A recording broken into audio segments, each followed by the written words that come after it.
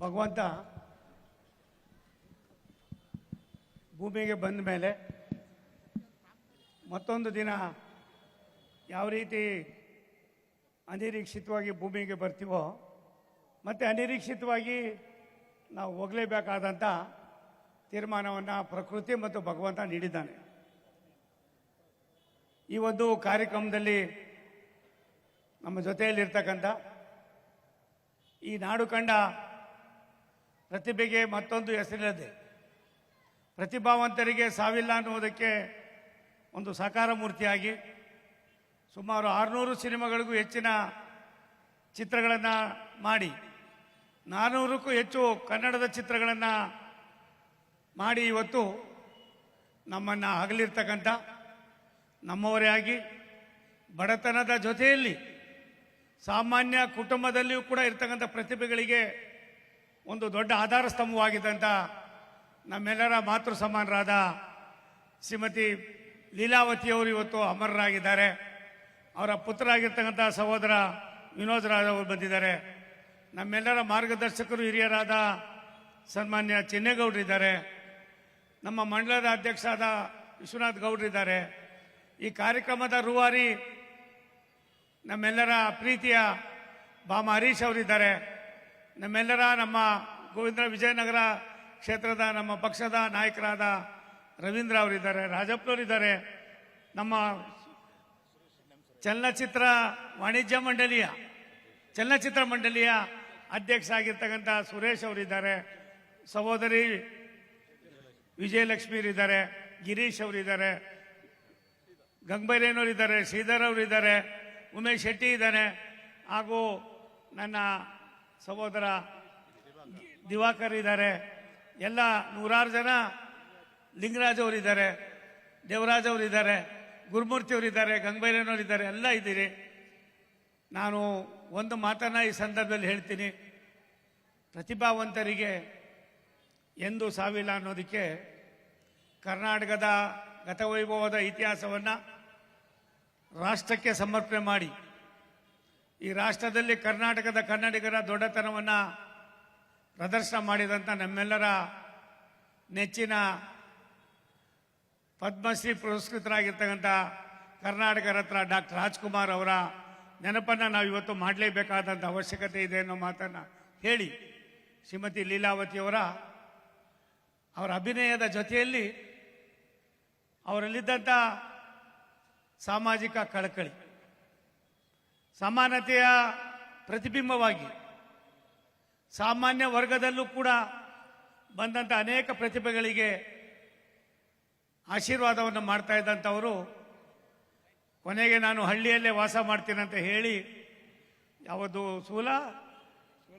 ಸೂಲದೇವನ ಹಳ್ಳಿಯಲ್ಲಿ ತಮ್ಮ ಅಂತ್ಯವನ್ನು ಕಂಡುವುದ್ರ ಜೊತೆಯಲ್ಲಿ ತನ್ನ ದುಡಿಮೆಯಲ್ಲಿ ಬಂದಂಥ ಹಣವನ್ನು ಒಂದು ಆಸ್ಪತ್ರೆ ಮತ್ತು ಒಂದು ಪಶು ವೈದ್ಯಕೀಯ ಶಾಲೆ ಎಲ್ಲಕ್ಕಿಂತ ಮಿಗಿಲಾಗಿ ಸಮಾಜದಲ್ಲಿರ್ತಕ್ಕಂಥ ಒತ್ತಡಗಳನ್ನು ಯಾವ ರೀತಿ ಸರಿಪಡಿಸ್ಬೋದು, ಬಡವರು ಕೂಡ ಸಾಮಾನ್ಯರಾಗಿ ಬದುಕನ್ನು ಮಾಡುವಾಗ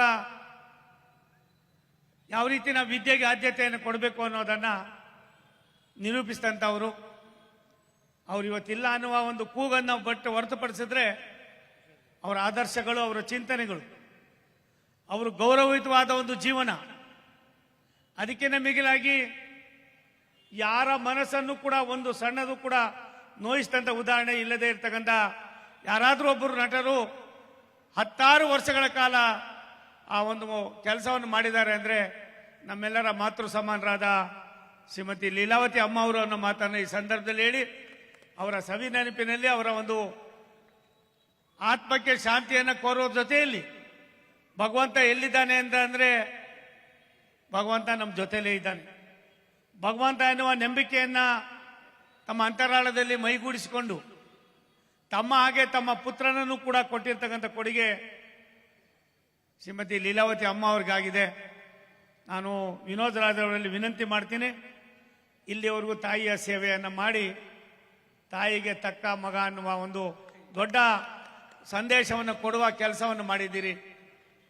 ಇವತ್ತು ನೀವು ಇನ್ನು ಮುಂದೆ ಮಾಡಬೇಕಾಗಿರೋದು, ಇವತ್ತು ಹಿರಿಯರಾದ ಚಿನ್ನೇಗೌಡರು ಇದ್ದಾರೆ, ಆರೈಕೆ ಅನ್ನೋದನ್ನು ಯಾವ ರೀತಿ ಅನ್ನೋದು ನಾನಿವತ್ತು ಬೆಳಿಗ್ಗೆ ಗಂಗಬೈರೇನವರೇ 6:15 ಗಂಟೆಗೆ ಸಫಾರಿಗೆ ಹೋಗಿದ್ದೆ ನಾಗರಹೊಳೆಯಲ್ಲಿ.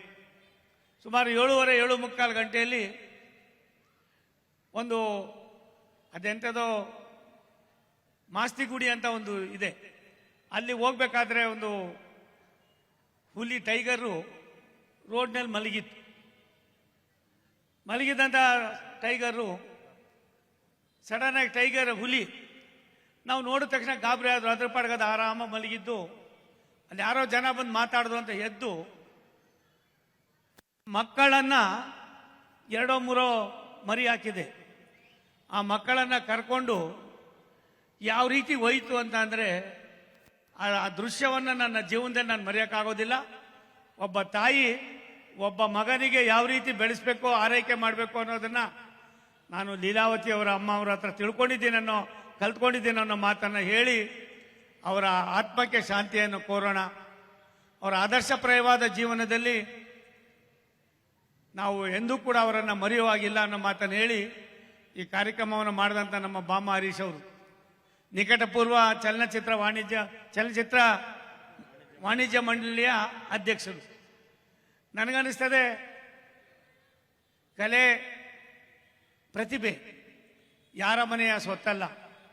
ಪ್ರತಿಭಾವಂತರು ಎಲ್ಲಿರ್ತಾರೆ ಅನ್ನೋದಕ್ಕಿಂತ ಹೆಚ್ಚಾಗಿ ಅವ್ರಿಗೆ ಯಾವುದೇ ವಂಕುಗಳು ಸೊಂಕುಗಳು ಇರೋದಿಲ್ಲ, ಜಾತಿಯ ಲೇಪನ ಇರೋದಿಲ್ಲ. ಅವ್ರಿಗಿರೋದು ಒಂದೇ ಒಂದು, ತಾನು ಬಂದಿರ್ತಕ್ಕಂಥ ಕೆಲಸದಲ್ಲಿ ತನ್ನಲ್ಲಿ ಭಗವಂತ ಕೊಟ್ಟಿರ್ತಕ್ಕಂಥ ಆ ಪ್ರತಿಭೆಯನ್ನು ಸಾಮಾನ್ಯ ಜನರಿಗೆ ಗುಣಪಡಿಸ್ತಕ್ಕಂಥ ಕೆಲಸವನ್ನು ಮಾಡಿ ನಮ್ಮೆಲ್ಲರ ಮೆಚ್ಚುಗೆಯನ್ನು ಗಳಿಸಿದ್ದಾರೆ. ಅವರ ಆತ್ಮಕ್ಕೆ ಶಾಂತಿ ಕೋರೋಣ. ಅನುಕ್ಷಣದ ಸುದ್ದಿಗಳಿಗಾಗಿ ವಿಸ್ತಾರ ನ್ಯೂಸ್ ಯೂಟ್ಯೂಬ್ ಚಾನೆಲ್ ಸಬ್ಸ್ಕ್ರೈಬ್ ಮಾಡಿ. ಹೊಸ ಸುದ್ದಿಗಳ ನೋಟಿಫಿಕೇಶನ್ಗಾಗಿ ಬೆಲ್ ಐಕಾನ್ ಕ್ಲಿಕ್ ಮಾಡಿ. ಲೇಟೆಸ್ಟ್ ಅಪ್ಡೇಟ್ಸ್ಗಾಗಿ www.vistaranews.com ವೆಬ್ಸೈಟ್ಗೆ ವಿಸಿಟ್ ಮಾಡಿ. ಅಂಗೈಯಲ್ಲೇ ಜಗತ್ತಿನ ಸುದ್ದಿ ತಿಳಿಯಲು ವಿಸ್ತಾರ ನ್ಯೂಸ್ ಕನ್ನಡ ಆಪ್ ಡೌನ್ಲೋಡ್ ಮಾಡಿ.